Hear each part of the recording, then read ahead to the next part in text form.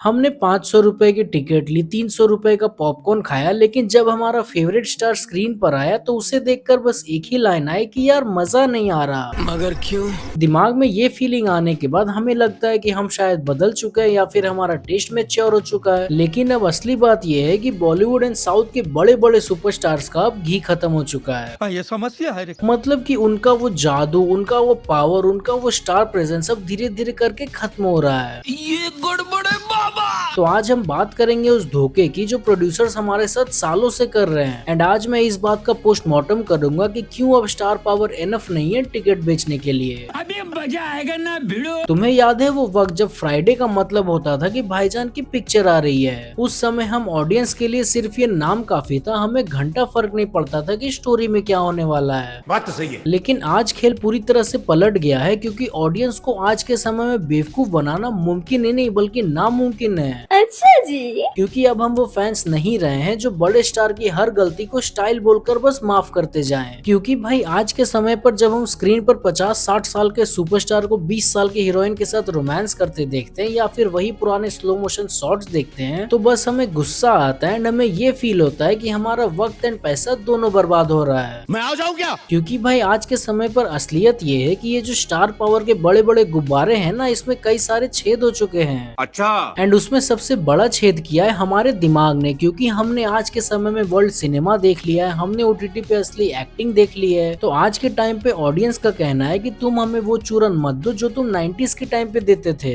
ये बड़ी अच्छी बात कही आप। चलो थोड़ा सा पीछे चलते हैं, जिस समय लॉजिक एंड सिनेमा का दूर दूर तक कोई भी रिलेशन नहीं था, लेकिन हम खुश थे। तू समझा? नहीं, तू समझा नहीं। तुम याद करो रेस 3, वो पिक्चर टेक्निकल टर्म्स में एक बहुत बड़ी डिजास्टर थी। पिक्चर से स्क्रिप्ट गायब थी, डायरेक्शन का तुम पूछो मत, एंड एक्टिंग को तो छोड़ ही दो। लेकिन फिर भी उस पिक्चर ने 300 करोड़ रुपए कमाए थे, क्योंकि उस समय सलमान खान का स्टार पावर एकदम पीक पे था। अरे झूठ बोल रहा है। क्योंकि भाई लॉजिक सिंपल है, उस समय ऑडियंस पिक्चर नहीं बल्कि भाईजान को देखने जाती थी। उसके बाद तुम याद करो साहो, बाहुबली के बाद प्रभास का क्रेज इतना ज्यादा था कि लोग स्क्रीन प्ले ही देखना भूल गए। मतलब कि फिल्म में क्या हो रहा है, क्यों हो रहा है, कैसे हो रहा है, किसी को कुछ नहीं पता, लेकिन फिर भी लोग पिक्चर देखने गए थे। समझ रहे हो आप? क्योंकि ऑब्वियसली उसमें हीरो प्रभास था, तो ऑडियंस उस चीज को देखने के लिए उत्सुक थी कि बाहुबली के बाद प्रभास आखिर कर क्या रहा है। Thanks, love you.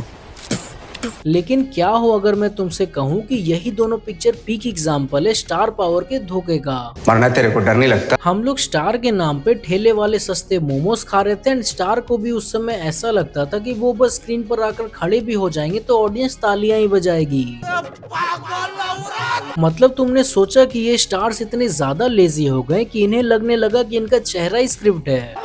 एंड यही चीज मानना इनकी सबसे बड़ी गलती थी। मगर क्यों? इन्होंने ऑडियंस को फॉर ग्रांटेड ले लिया, जिसकी सजा इन्हें अब मिल रही है। क्योंकि रेस 3 एंड साहो अपने टाइम पे तो चल गई, क्योंकि ऑडियंस उस समय उतनी ग्रो नहीं हुई थी। पर अभी रिसेंटली में आई प्रभास की राजा साहब, मतलब भाई कतई कितनी बेकार पिक्चर थी। ये तो टट्टी है। एंड राजा साहब देखने के बाद लोगों का बस एक ही जवाब है कि आदि पुरुष में तो सिर्फ वीएफएक्स खराब था, राजा साहब तो साली पूरी पिक्चर ही खराब है। बात तो सही है। मतलब तुम लोग ऐसे सोचो कि आदि पुरुष जैसी मूवी को अगर कोई किसी पिक्चर से बेहतर बोल रहा है तो सोचो राजा साहब किस लेवल की नीच पिक्चर होगी। एंड इन्हीं सब पब्लिक रिव्यू के कारण पिक्चर अपना आधा भी बजट रिकवर नहीं कर पाई एंड एक डिजास्टर साबित हुई। एंड सेम डिट्टो चीज हुई भाईजान की रिसेंट मूवी सिकंदर के साथ। इंडस्ट्री वाले तुम्हें ये चीज कभी नहीं बताएंगे, लेकिन मैं तुम्हें ये चीज बता रहा हूँ कि स्टार पावर अब मर रहा है। पहले स्टार साल में एक बार दिखते थे, लेकिन अब सुबह उठते ही इंस्टाग्राम पे जिम सेल्फी अपलोड हो जाती है, दोपहर को वो किसी शैम्पू का ऐड कर रहे होते हैं, रात में किसी सस्ते से रियलिटी शो को जज कर रहे होते हैं। मतलब जब तुम किसी को रोज रोज अपने फोन में 2 से 3 बार फ्री में देख सकते हो तो उसके लिए तुम 500 रुपए क्यों खर्च करोगे। ओवर एक्सपोजर ने स्टार पावर की वैल्यू को अब लगभग खत्म ही कर दिया है। आजकल मूवी से ज्यादा मेहनत उनके ट्रेलर्स पे हो रही है। मतलब कि म्यूजिक इतना ज्यादा लाउड होता है कि तुम्हारा दिमाग काम ही करना बंद कर दे। एंड वीएफएक्स तो इतने ज्यादा फास्ट होते हैं ताकि तुम घटिया घटिया शॉट्स को पकड़ ही ना पाओ। प्रोड्यूसर्स को पता है कि उन्होंने एक घटिया पिक्चर बनाई है, इसीलिए वो मार्केटिंग में खूब पैसा खर्च करते हैं ताकि पहले 3 से 4 दिन में वो अपना पैसा रिकवर कर ले।